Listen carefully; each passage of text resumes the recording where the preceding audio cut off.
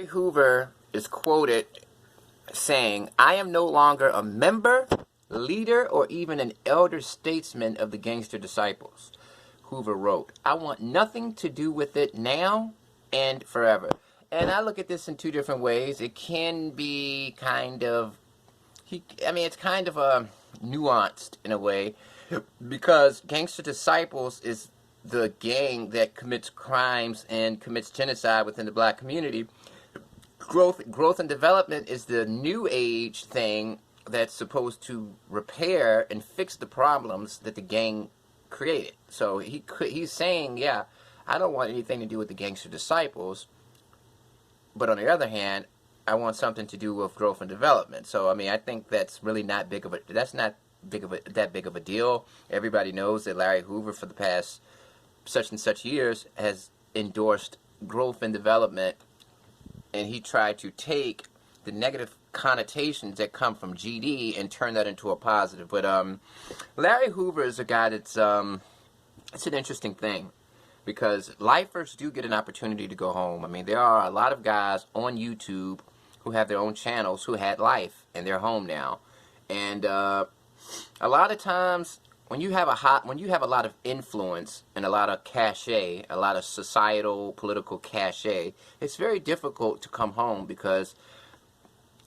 it's a political thing. Larry Hoover, look what he did. Look what he started. He created this Gangster Disciples. Chicago has 1,000 murders a year, and he's partly responsible.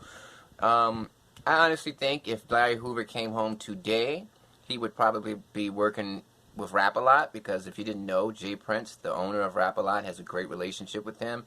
He's had a relationship with him for 20, 30 years, and I would imagine that if Larry Hoover came home, he would actually get some type of executive position at Rap-A-Lot, and he wouldn't have anything to do with gangbanging. And I think that the gangbanging world would probably be kind of like curious about him, curious to see what he has to say, but for the most part, I don't think that he can move the needle.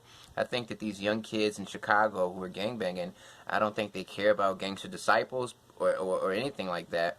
I think they care more so about their own particular clique. I think they care more so about their own particular gang. You see, the structure is the whole structure and organization is different now. Instead of claiming these traditional gangs, GD, like Gangster Disciple or whatever, the kids are creating their own gangs. That's the problem. You'll have kids who are in a Gangster Disciple neighborhood, but their particular clique has other gangs in it that rival the Gangster Disciples. So your gang membership doesn't mean anything. It's all about your clique membership. So I honestly don't think that he would be able to influence anybody in the streets of Chicago to put their guns down, because I just think that there's a disconnect between the old and the young in the black community.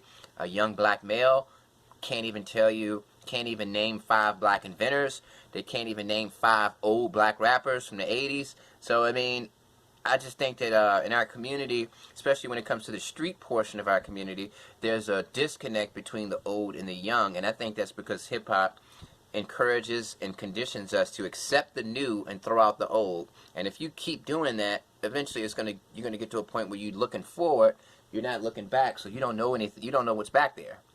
But yeah, peace.